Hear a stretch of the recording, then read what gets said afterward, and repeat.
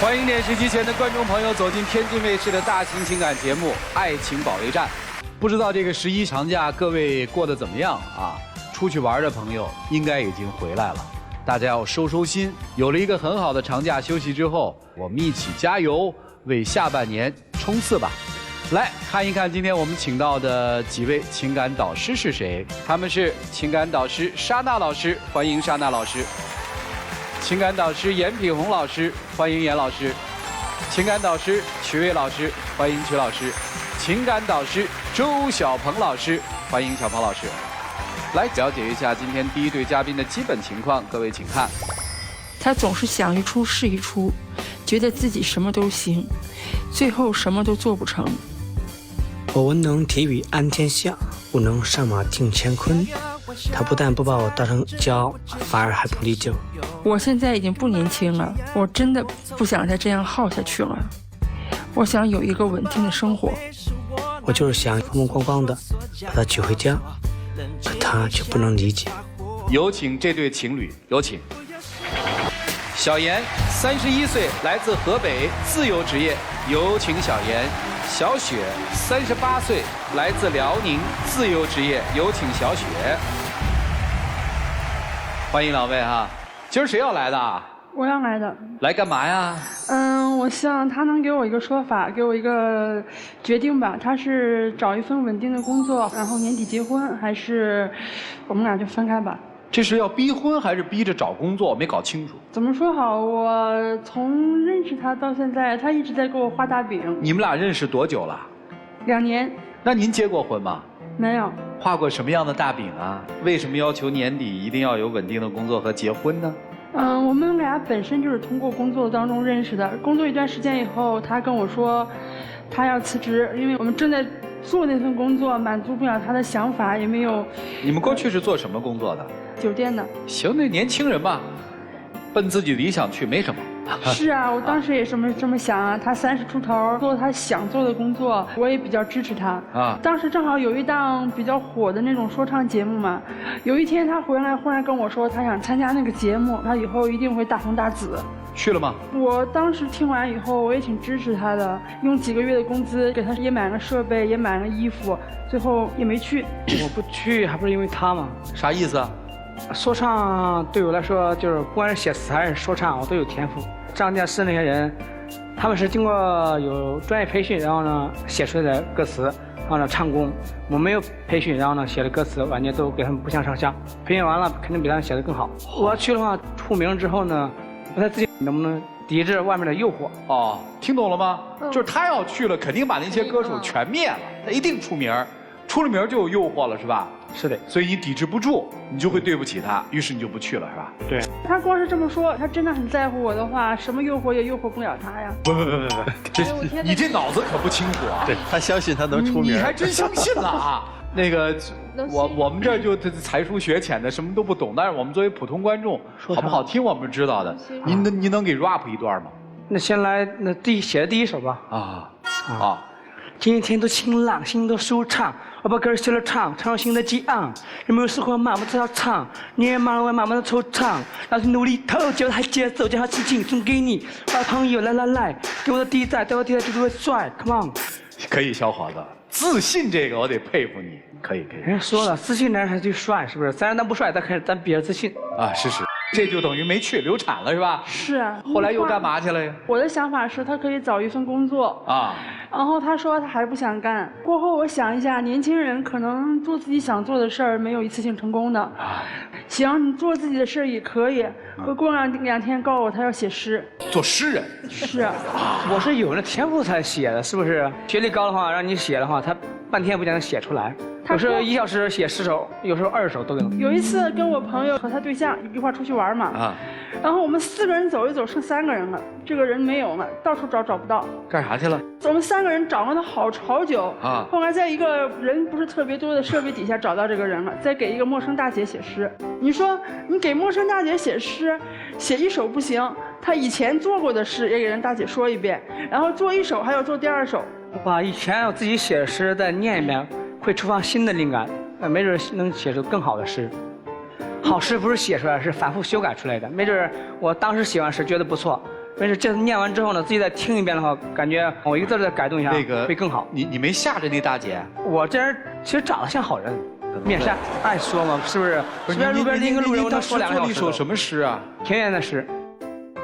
走马观花赏田园，杨柳青松五岸边，万花绽放迷人眼，只为相告春复还。七言绝句。这是各种诗拼来的，没有拼，没有拼。小伙子啊，你看这3位女士能不能即兴来一首诗？我不能拒绝，要每人一首也可以。每人一首都行。不，这个他当诗人的时候，就等于给大姐作诗，啊，还不止给大姐做诗，还给谁做？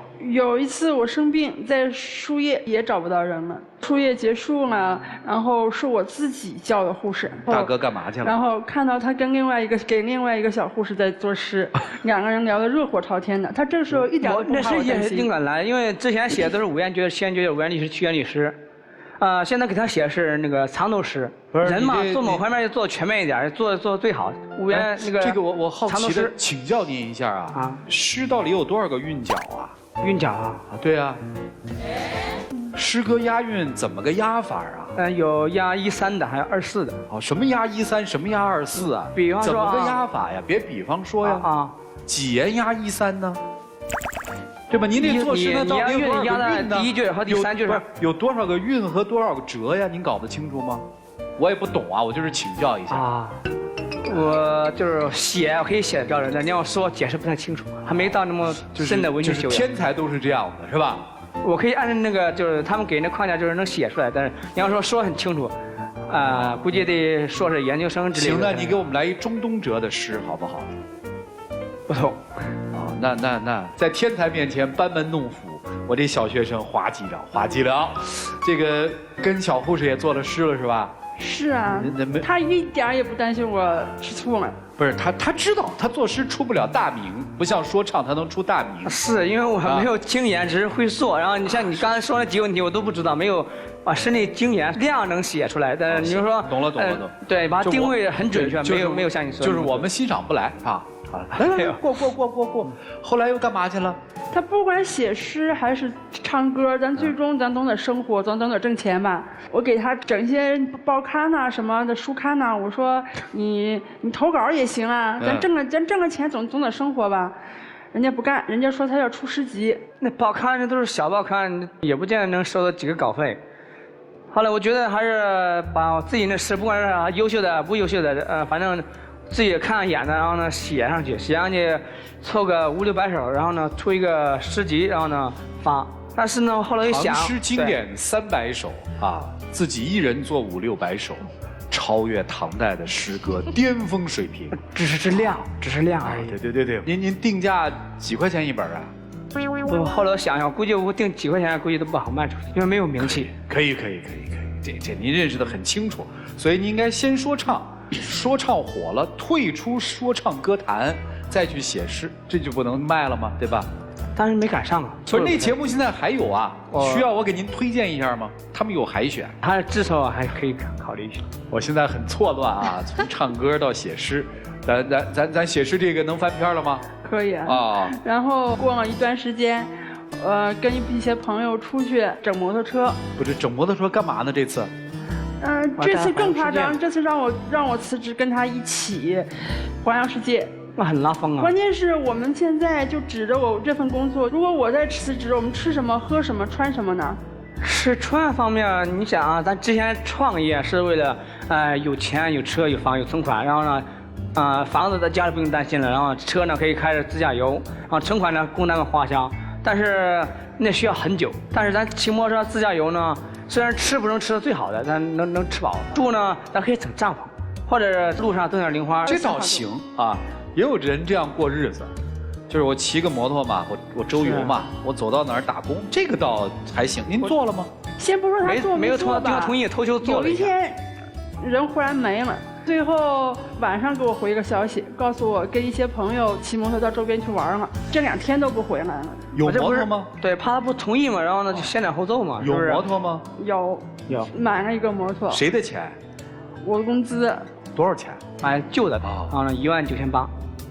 19800呢？啊，新的得29800嘛。19800，2手，不是他的工资吗？之前我上班的时候我们也回养花了呀。啊？再说了，我这去不上班啊，不是为了找更多的渠道去改善生活吗？我没说一直在闲着，是不是？天天在家看电视，啥都不干，然后吃它喝它的。哎呀，我真听不下去了。他说19800的，我天！他工资，你一个月多少钱工资啊？3、4千。3、4千，小半年的工资拿去挥霍了，买一摩托车。那不叫挥霍，你回头再卖了，这也值那价，因为我买时候是当时那个人低价卖给我。现在摩托车呢还在吗？在，摩托车还在。哦，那你让他自己去旅游不就完了吗？现在不整摩托了，现在要整房车。他说他要自己造一个房车，因为我现在主要是我现在年纪不小嘛，我现在也是快40了。我想设计一下，然后呢，要打破现在那个局面。现在的房车它就不就是车吗？关键等你设计出来，它也不管是走，它只是多了一点那个家庭的那个有床啊、冰箱啊、电视什么的，但是体积还是那么小，它还是在车的概念里面，并不属于房的概念。本身你车8米，停下来你要展开的话，可以长达24米，宽呢，正常情况下是3米，在公路宽度允许范围之内的。如果你变长的话，可以拉成6米，甚至10多米。因为走起路来它需要稳定性，不需要那么大。但是你如果停下来的话，在两边像那个吊车那边起动机，它不是有那液压轴吗？它如果把那个车展开之后停下来，两边是6个固定的那个液压轴，然后呢，固定着能抗8、9级大风吧，而且家具。啊，你看他还在活在他的想法中，那怎么叫想法呢？我跟你说，你完全无知，你知道吗？您说的这种类型的房车，模块式集装箱车早就有了。展开式的这种房车多了去了，它是能量转换的，我上面是太阳能、风能、动能，对，虽然全是用电，但是它走起来。行了。所以路不用充电。我从来我觉得年轻人的发明什么的，这可以支持啊，但是您至少要看看现在市场上的这个产品已经发展到什么地步了，就是移动的车变成房子这种单元太多了，像你说的这个满大街都是。解决了用电的问题，解决了用水的问题，都有。为什么呢？推广不了啊。对呀，他们推广不了，普通人用不起。你也更推广不了，那全世界顶级的大公司。你先告诉我，你那场地在哪儿啊？肯定找宽敞的地方吗？啊，宽敞的地方。宽敞啊！您给我找一块啊。不是，还有公园、路由场地啊。谁买呀？不，就是可以没有用户群啊，谁买嘛？可以交定金嘛？也可以那个。好了，定做。我们不懂啊。还可以出租。我们不懂。我现在问你，你坐过几辆房车？没有资金。那你就别说了吧。小鹏老师就房车全中国的都开，他也不敢说他设计房车。上面所有人的技术都成熟。没别的意思。你看前面的吧，我都不好意思说你。一说到房车，我实在是忍不住了。您这确实有点不太靠谱。那做出来才知道吗？您拿什么做呀？所以说找个机会挣个钱，或者是找人脉拉资金来赞助。现在只是在构思，是吧？哎呀，您还不分手啊？我现在这哥们是不是还有其他的特别多的本领啊？按他说的。有啊。你还有什么本领？我可以一个手做俯卧撑。不是一个手做俯卧撑能代表什么呢？我能做1000个。破吉尼斯纪录又怎样呢？那不就是个玩耍记录吗？我有武术可以保护他呀。你保护他，你不欺负他就行了。没有啊，在家里我从来不欺负他。是你靠他活着，你敢欺？你多大了？38。你确定吗？是。不是您这在干嘛呢？我今天来的目的就是让他，不是让他，你先自己清醒。这为什么不分手呢？你让他自己骑摩托车去旅行吧，没人阻碍你的梦想，兄弟。骑摩托车旅行、打工可以，我要搞发明创造可以，你别霍霍人家呀。没有霍霍他呀，我对他的感情是真的呀。算了，一起进入丘比特问卷。女孩，我想问你，38岁你为什么分跟他在一起？就是因为我年纪不小嘛。那是因为你年龄不小，跟他没关系。一个是在生活当中，他除了工作特别不靠谱以外，第一他生活没照顾你，第二个你说他对你好对吗？家庭生活经济作为家庭的最底的支撑，给你了吗？没有，1个月3000，1年36000，花19800买一辆摩托车，只是为了玩儿。如果真的想跟你结婚，3万块钱19800我存在家里边，踏踏实实的为未来的婚姻着想，为未来的家庭着想。而且你们2个现在还租房子吧？中国人都说一句话，说先成家后立业。那成家里边回老家能不能买个房子？有家有一个房子在那，我们踏踏实实生活在一起，没有。所以我刚刚就说36000和19800，我就拿这个数字做对比，这是在对你好吗？第三，明明知道你38岁了，你想结婚了，他有没有踏踏实实找一份工作，为了让你踏实和安心，给你这一个让你放心的感觉？也没有。所以请问他哪里对你好了？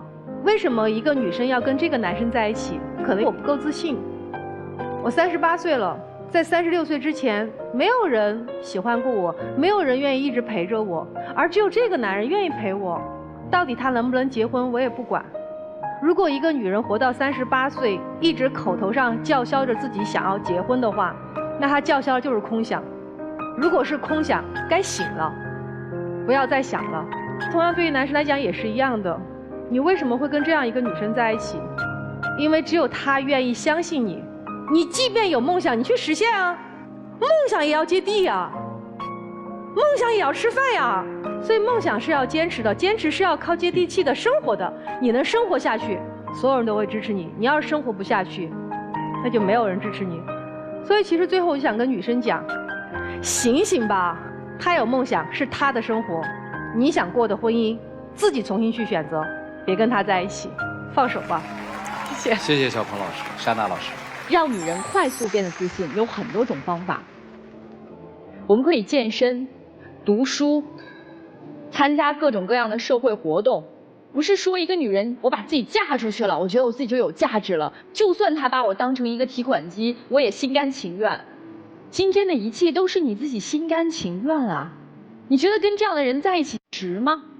你如果就是为了结婚，然后嫁了这样的一个人，天天你出去辛勤的工作，然后让他随随便便就挥霍出去19800，他还告诉你我已经够为你着想了啊，我买的是二手的，我这给你省了1万块钱呢，就这锅都甩在你头上。你觉得就算这样结了婚，进入一段婚姻，这对你人生来说是有了一个交代吗？对你的家人来说是有了一个交代吗？爸妈白把你养这么大，挣钱就是为了全部贴补一个男人。女人可以倒追，但倒贴绝对不行。她之所以能够有这么多不靠谱的想法一次又一次的产生，因为有人在给她提供资金支持啊，心甘情愿啊。每次就是嘴上说哎呀不靠谱，你找个工作吧，对她来说有什么能让她改变的动力吗？更何况到今天这样，你站在这个台上，你居然不是说想着要跑，而是说能不能让她稍微靠点谱找个工作。如果你还真爱自己，如果你还看得起自己，不要因为不自信就把自己的后半生都毁了，我觉得挺不值的。不要因为否认自己的长相，否认自己的身材，或者否认自己的才华，否认任何一项，然后就把自己的人生搭进去。每一个人活在这个世界上都是独特的，你要相信你一定有你闪光的地方，一定有值得被别人爱的地方。但首先第一点，你要先爱自己。谢谢。谢谢莎娜老师。严老师。姑娘，你试着你不养活他，你看他还给不给你全部的爱？你可以试3个月呀，1分钱不给，扫地出门，别在我这儿住。我可以和你不断，我们还可以继续谈恋爱。但抱歉，你这么大的男人自己赚钱，自给自足，你试试他还会不会像今天你自我以为的全身心的爱你？你可以试。他的心里其实没有情感，至少对你没有。他的心里只有自己的虚荣和空想。写诗、说唱、开摩托，哇，那是多么潇洒的事儿！我妈也爱写诗哎，可是我妈有国家发的养老金哦，我妈还有儿女哦。你有什么呀，先生？但是说出去好听呀，我男朋友在做什么？在家写诗呢。在做什么？哦，他要去做个说唱的歌手。在干什么？要开着摩托周游天下。但男生，你有可以让自己这么虚荣的资本吗？你连明天的饭票在哪儿都不知道，你准备一辈子活在虚荣当中吗？有这么一个傻姑娘，当你饭票当了2年，你觉得你还有多少青春可以让别人养活？所以我觉得真的，我们每一个人可以有爱好，可以追求那些所谓浪漫的甚至虚无的，但是我们先脚踏实地养活自己。咱都别谈爱情了，咱先填饱肚子吧。请问如果没有这个女生给你经济上的支持，你吃什么喝什么住什么呀？所以女生对男生的纵容，其实也造就了他今天好吃懒做、好逸恶劳、好高骛远，而男生自己也在毁灭自己。你们都清醒清醒吧，赶紧分开，你不要寄生在这个女人身上，她也养不动你。谢谢你们。谢谢杨老师。几位老师在说让他们离开哈，我就在想他们为什么在一起？其实在一起是有原因的。这边是特别自信，到达了自恋的程度；那边是特别没有自信，所以你是通过他的自信呢，让自己自信起来。他说的你都信，他做的你都支持。你是想，万一成功了呢？事实上，你是看着自己的钱一点一点没，他那却一天一天的还在换目标，所以你是失望了。所以说，你们两个人呢，现在需要解决的问题是认识自己是谁。哎，你俯卧撑能做多少？1000多个嘛，单手，还是单手。所以你在某些方面还是蛮能坚持。但是你有没有试想过这么一件事儿哈？你所有坚持的事儿，认为未来能成功的事儿，抛开第三者能办到吗？你想实现这些目标，第一，你要想自己到底能不能做到；第二，我用什么途径能做？自己的钱去做这事儿算是一个热爱的目标，但用别人的钱，那别人会认为你是骗子。除非这个人是爱你，但是你通过自己种种不靠谱的作为，把爱你的人伤了。很少有人能这么信你啊！你珍惜吗？你身体素质一定不错，为什么不能做点卖力气的挣钱的工作呢？你做出这一点来，就让他对你有了信心，对你们两个的未来有信心。你已经让他一个又一个的希望破灭，让他一次又一次的金钱付出了，你还不知悔改，明白吗？你对他也要有敬畏，你不能欺负他，懂了吗？就这样。谢谢齐总，你别谈恋爱，你干嘛都行。现在你谈了恋爱了，有这么一个人了，你就得为他想。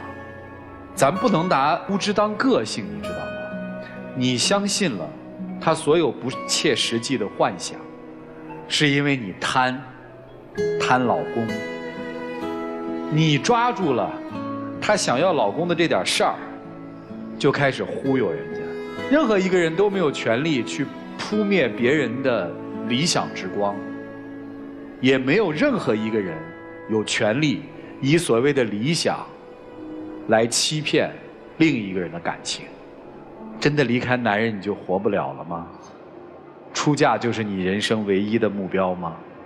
自己想想吧。行了，告白时间留给你们自己吧，一起进入真情60秒。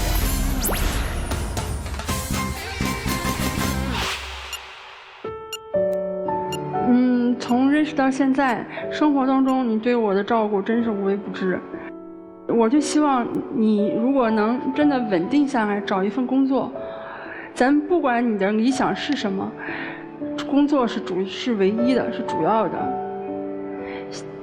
希望你能在以后，不管我们是不是在一起，在以后都是以工作为先，先挣钱，先学习，先稳定下来。我会做什么？前提下，我会是把它总结一下，然后呢，多听取别人的经验，然后呢，工作我会尽量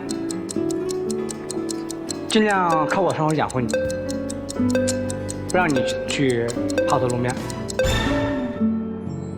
谢谢两位，请回吧，请开门。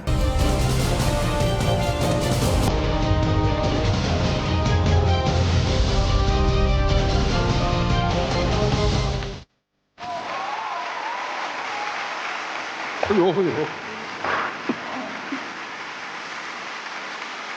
来，两位。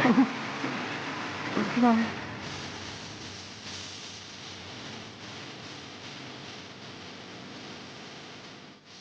我们来见证属于他们。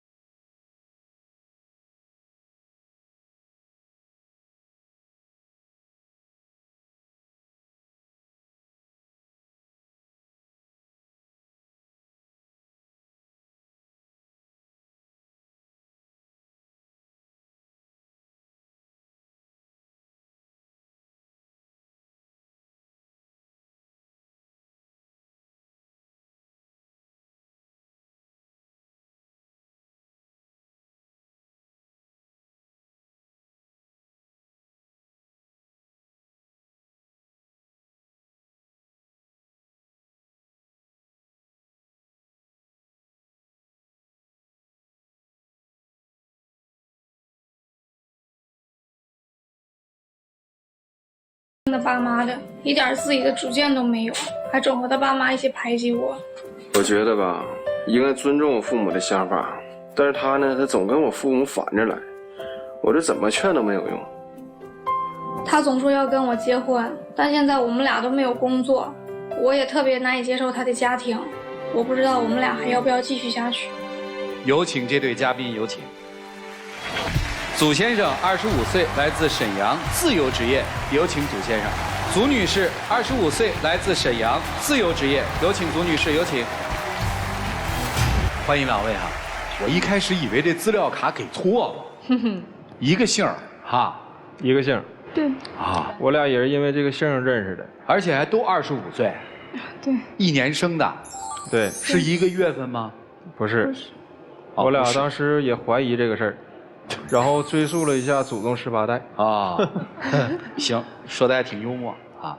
这个自由职业自由到什么程度？我现在一看自由职业就晕。我以前做导游的，啊，然后后来行业不景气了，然后就是在家里摆摊儿。您呢？我之前也是做导游的，现在没有太稳定的工作，就天天做各种兼职。不容易，年轻人。今天来是因为妈宝男，对吧？对，他总是冲他妈发嗲，那个语气我都学不上来，就小喵小喵这词儿我一听我都鸡皮疙瘩都出来了，然后激动的时候还会亲他妈脸。亲脸有什么了？反正我接受不了，我就感觉他跟他妈之间不会保持那种距离，然后他妈还总喜欢管着他，他什么事儿都听他妈的，现在整的他妈也都爱管着我。不是为咱俩好吗？他妈就嫌我胖，又嫌我工作不好，成天数落我。那天就去他们家吃饭。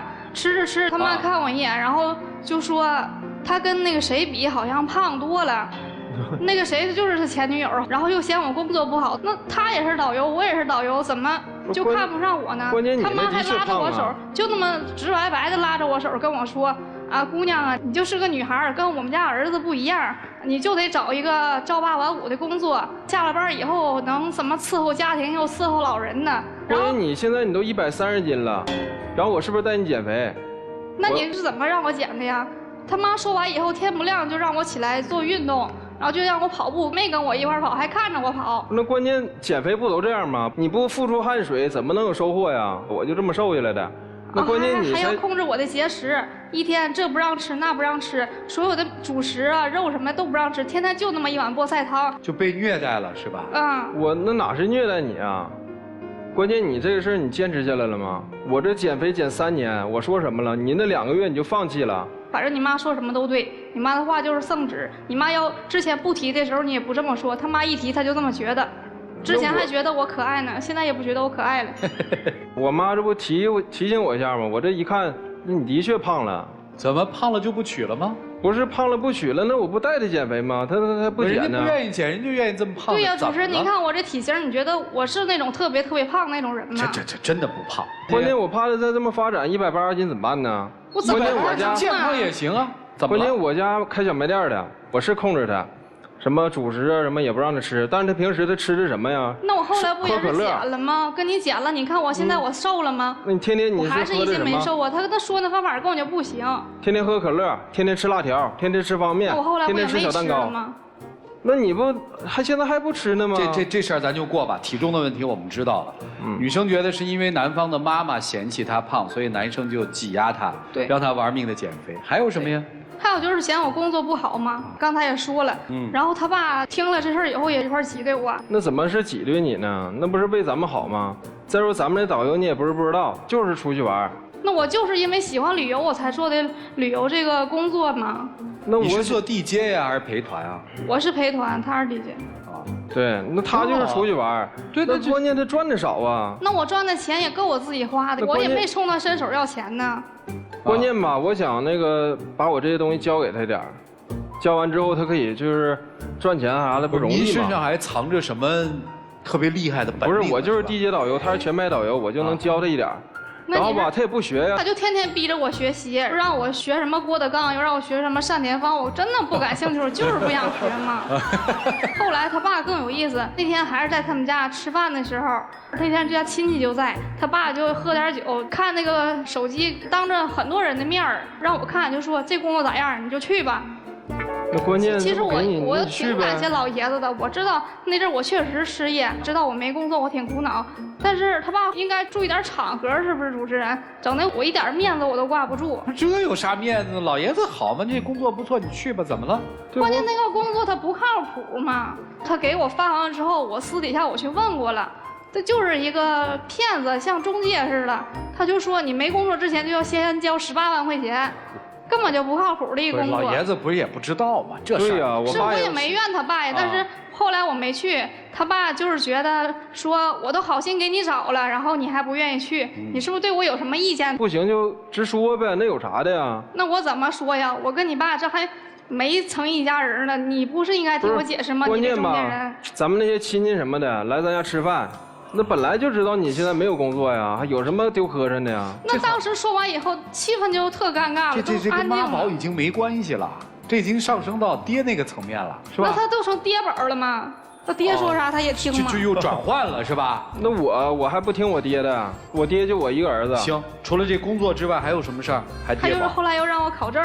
谁让你考证？还是他爸。考什么证呢？他爸也没有特指哪个证，后来就是也是东看西看的，看了什么消防员，还看了一个什么营养师的那个证。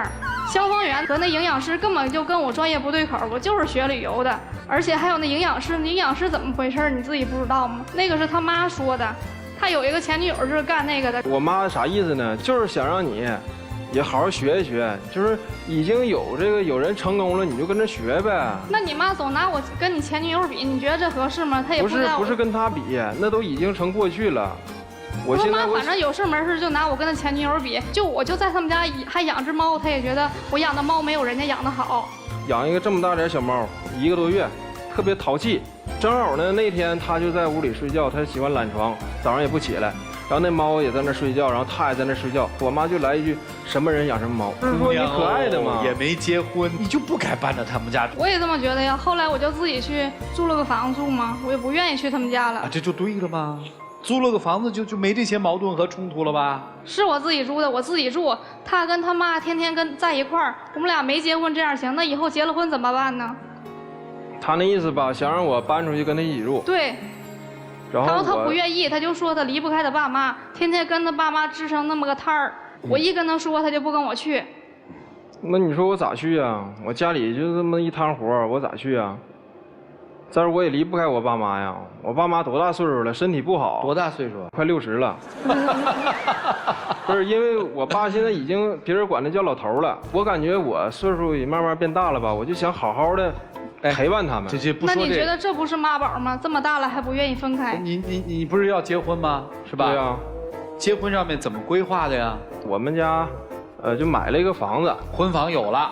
对，一开始呢是怎么回事呢？是我俩去看房子了，看相中一个房子，相中，然后之后呢，心想就是我们俩拿点钱，父母双方，他父母我父母都拿点钱，3方拿个钱，就给这事儿给那个在市里买个房子。然后吧，我就回家跟我爸妈说这事儿，我爸妈说那个去那么远干什么呀？咱这块儿不也挺好的吗？你父母买那房有跟我说过一句吗？我压根我都不知道，买完了以后跟我说的。而且我现在在市里工作，婚房离我们工作的地方吧就特别远，上班又要倒公交，又要坐地铁，来回就要4个多小时，我根本就折腾不起嘛。不是，关键房子买了就买了呗，我父母也是好心，自己家有房子为啥不住啊？为啥非得上城里住啊？再说我离我在城里不有个工作吗？我现在是不太稳定，但是我每天也做兼职，而且有。现在住哪儿吧？我住市中心。哦，自己租的房子是吧？对，那就租着住呗，你搭理他呢？我想让他跟我一起嘛。你为什么想让他跟你一起啊？我就想让他分开，让他有点独立性，不要老当妈宝。这分得开吗？对呀，我这家庭我怎么分得开？是，这就完了嘛。所以姑娘，你还没看明白吗？走人不就得了吗？其实我还是挺喜欢的那个。那就没招了呀。啊，等于现在房子空一套房子是吧？还有别的事儿吗？还有就是找工作的事儿吗？朋友给我介绍的，那工作挣的也多，然后也稳定，五险一金什么都有。啥工作呀？养猪场的。好工作呀，猪肉多值钱啊！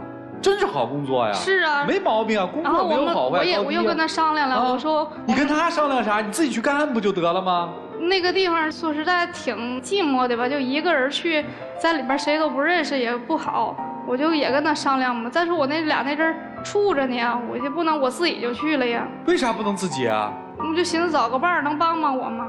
行，然后呢？后来我们俩一块儿去面的试，然后那个人说我们2个都要，然后我都已经回家开始准备做体检什么的了，他就跟我打电话说他又不去了。为啥呀？因为吧，我有朋友他是机场的，他说他有一个同事是猪场转过去的。我说你那为啥转呢？他说3个月放1次假。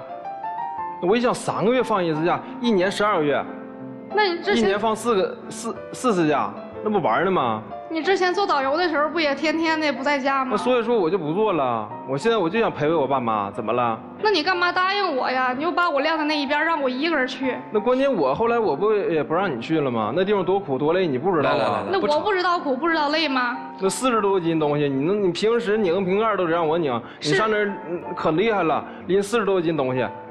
那我都能坚持，为什么你坚持不了呢？我这么做不就是想让你看看吗？那我在家有个摊儿，我非得是你那个摊儿你赚钱吗？你挣的钱全都到你爸妈的微信里了，1分都没有。那有什么的呀？那不都一家人吗？钱都一家人，你现在跟我一家人了，那房贷干嘛还让我还呀？咋还有房贷？那不咱不马上一家人了吗？哪儿的房子？刚开始我们俩钱是放在一块儿的，每个人都往里边存，就是只留一部分我们自己花。后来他爸妈不买那个房子吗？就只是付了个首付，房贷还得他还，他就用那张卡，然后你要难受你就哭，没事儿，不用忍着孩子啊。你说，反正就是吧，这个我这个失业之后也没啥收入，然后我寻思就他就先还一下呗，帮我还一下呗。那你老让我还，我现在做兼职，我也不稳定，我根本就不够，你什么时候能不能给我个期限？什么时候是个头？我这马上嘛，我这东西你老说马上，我就独立出一个摊儿，我就自己就收钱了嘛。从你失业回家，你有那种找工作的欲望吗？你根本就不出去找，天天跟他爸妈在一起。在自己家有工作，我为啥非得出去找啊？他挣得多呀，还怎么的？他老是这样的，老是跟我画饼，等于那个，等于那个房子，我现在知道女孩为什么愤怒了。房贷是要我还，你们干嘛给我做出去把那个房子买的那么远？对，是这意思吧？对呀。啊，那你们家这买卖做的不厚道啊，兄弟！如果是让你们俩还房贷，那就应该征求他的意见了。他也算出资人啊。而且名字是一个人的吗？是他的名。这你们家这个不对吧？我一开始还想说这姑娘呢，我说人家买了房子你小，合计这也算共同出资人，既不写名字，他还得还钱。你们家这太欺负人了吧？我俩不一起还吗？到时候。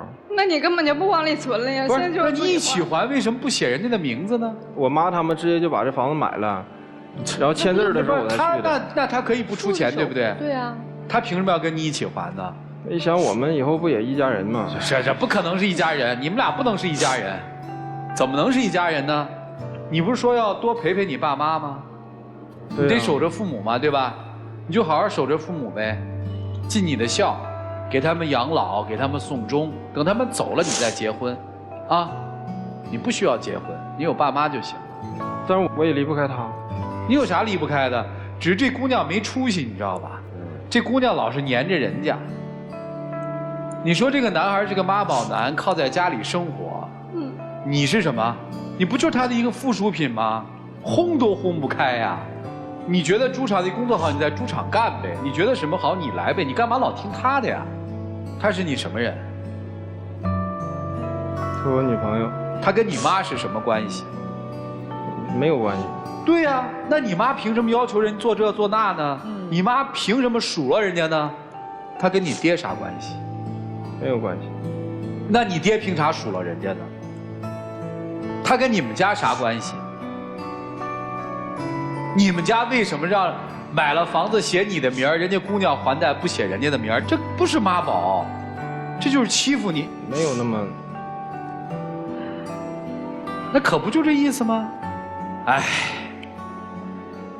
交给你们吧，一起进入丘比特问卷。姑娘，没有夫妻关系，没有法律关系的保障，你这房子上面都没你名字，你还什么钱呢？其实我一开始也是奔着结婚去的。谈恋爱大家都希望是有一个好的结果，奔着结婚去，可这涉及到经济利益和涉及到所有以后的问题。再去爱，再找不着男朋友，你不能这样吧？你口口声声说你要求你的男朋友独立，你的意思独立就是说跟他爸妈彻底剥离，对吧？第一，你太异想天开了，你有什么样的资本或者说有什么样的资格去能够做到让他和他爸妈分离？你是谁？第二，你说他不独立，你独立呀，他离不开他爸爸，你离不开他呀。所以刚才我们生气说他们家全家人联合起来欺负你，他爸爸说你，他妈妈说你，你知道为什么这么说你吗？因为你廉价，你把自己放的姿态太低了，你上赶着去求着人家，哎呀，求你了，娶我吧，我嫁不出去，没人要了。你在他爸他妈眼里就是这样的呀。所以他妈才会语重心长地拉着你的手说：“哎，没那谁瘦哈，这么不尊重你，这么看不起你，你还想着跟他奔赴一段婚姻呀？那你之后踏进他们家门那一刻起，除了去伺候他们一家老小，作为他们家的一个佣人的角色，他们不会把你当儿媳妇看待的，就是因为一开始你上赶着住到了人家家，所以我觉得。”你想要让他剥离他爸妈，让他独立，你这个心态就是错的。你能离得开他吗？你现在就像在做什么事儿？你在像跟他爸爸妈妈抢他，你一个人去跟他爸爸妈妈对抗，我要让你儿子来属于我，怎么可能？醒醒吧，你做不到，最后把你自己伤得拾不起来了。你说现在钱也付出了，感情也付出了，什么都没得到，然后一家子翻回来这样对你。你还想跟他结婚呐？所以醒醒吧，好吗？人家看不起你，不尊重你，咱先自己看得起自己，先尊重自己，好不好？谢谢沙大老师，严老师。我真的觉得这是一个价值观的问题啊！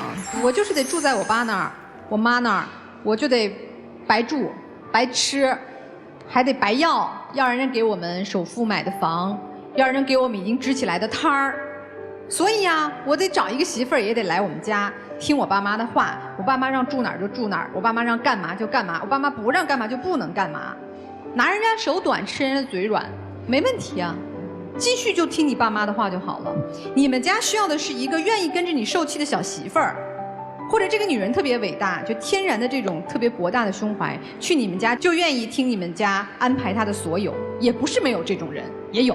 所以我觉得男生是一致的。女生你不一致，你是那种摇旗呐喊，我新时代的女性，我要独立，我要在市中心租房子，我不吃不拿父母的，我要自己创业，我要拼搏，很好啊，我也支持你啊。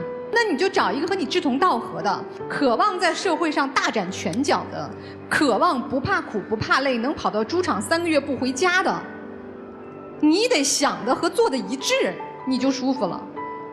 你明明需要的是独立，不想看公婆的脸色，想去挑选自己喜欢的房子，甚至不计后果，人家的房子人家的名字你都去付钱呢。那拜托你找一个和你类似的男生好不好？干嘛拧巴着生活呀，哭哭啼啼的在这儿，你有着哭的这个力量，你不如再去换一个新的男朋友。男生，我也最后奉劝你一句啊，作为一个男人，想要将来娶妻生子，如果自己在精神上不独立，我没有办法现在去否认说父母，因为很多父母都在帮孩子操持一些经济上的帮助啊，就可能很多家庭都在这样做，我没有办法说这个对还是不对，但是至少我们精神上情感上要独立吧，否则你娶什么媳妇儿呢？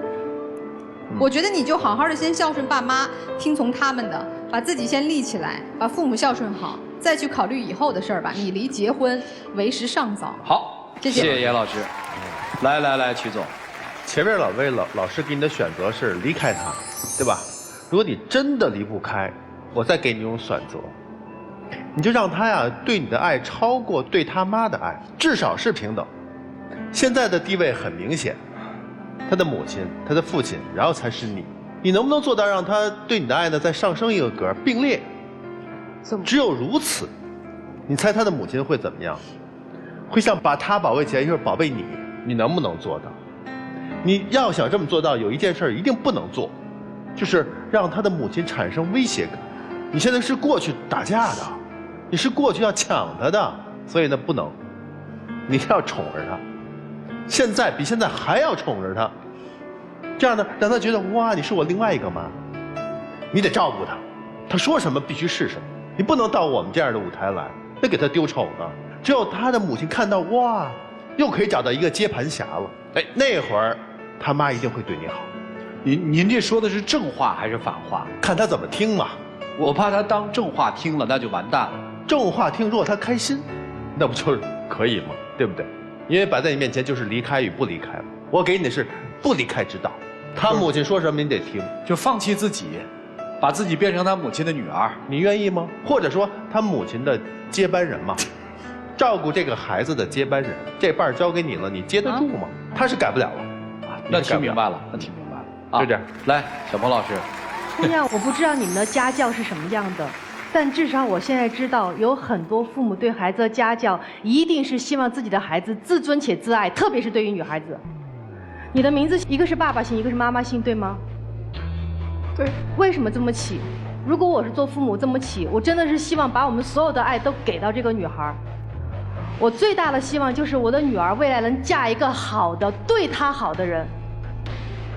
可是你得到了吗？没有。你还没有结婚跑到别人家，你好意思吗？还跑到别人家养猫，还跑到别人家吃饭，别人说你嫌弃你，应该的，因为你自己都没有尊严。所以现在你要做的是什么？离开他们家，离开他们家是你唯一最正确的选择。离开他们家，如果他未来还想要重新追求你，可以重新追求到你想要那个样子。但是绝对不能再在别人家住半步。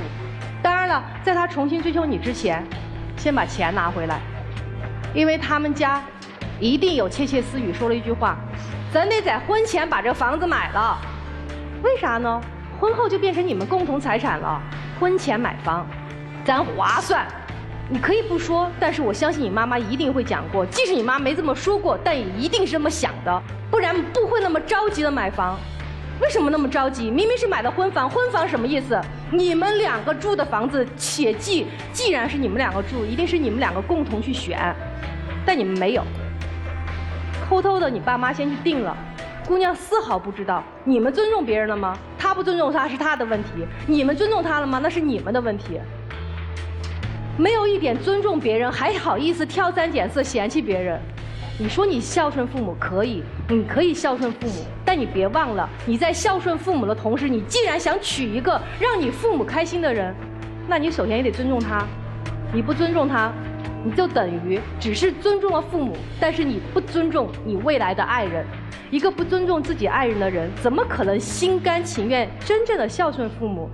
所以我觉得你不是一个真正的孝子，你只是口头上的一个孝子。但是你心里根本没有一点孝，因为你不尊重你的父母，也不尊重他。所以我觉得作为男生来讲，你最该做的一件事情是什么？跟这姑娘分手，把钱算干净，不仅是把钱还了，还得把利息还了，这样才是你对爱情最后的一点尊严。如果你连这点做不到的话，那姑娘你就更是应该离开了。所以男孩啊，或者女孩啊，我觉得对于爱情来讲，自尊自爱。不仅尊重自己，也要尊重自己爱的人，这才是对爱情最后那一点点该有的敬畏。谢谢周老师啊，分不分你们自己掂量。男生在这段情感当中，你确实错了，你们家人确实表现得不够善良。女生自己最大的不好就是记住了，没结婚一定不能住到男方的家里去，这是一个至少的底线，好吗？接下来时间留给你们吧，一起进入真情流水。我吧，我也会就是慢慢独立出来吧。父母这边，我就想就多陪陪他们，然后也希望你能理解。然后呢，我还想，因为我也离不开你嘛，我不想离开你。其实咱俩之前挺好的，我也挺喜欢你，但就到你们家以后，就这些事儿，让我特别难以接受。你爸妈数落我、挤兑我，你也不帮我，我就感觉。然后你还跟他们一样添油加醋来数落我，我感觉他是为你好，但我真希望你能改一改，要不然我就坚持不了了。我改。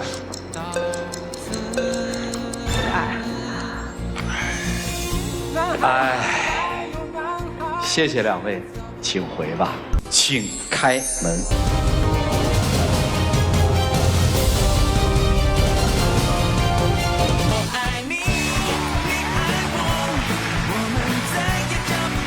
我们来见证属于这对年轻人的浪漫时刻。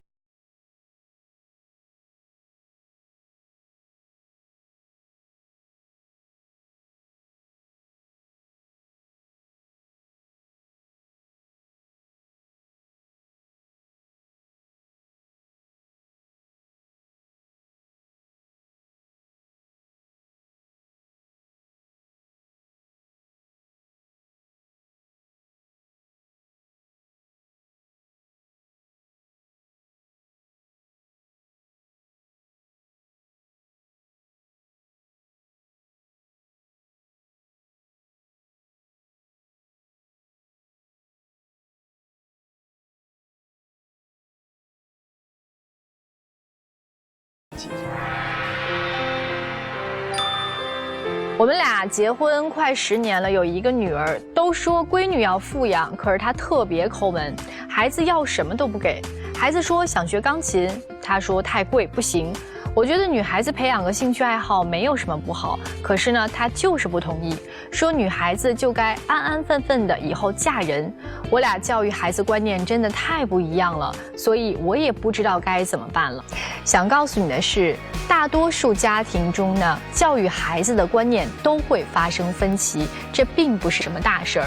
发生分歧不要紧，最重要的是夫妻之间的沟通要有。那告诉你经常用的一个方法吧，谁管孩子，谁来决定用什么样的教育方式教育孩子。我们下期节目再见，祝大家11长假快乐。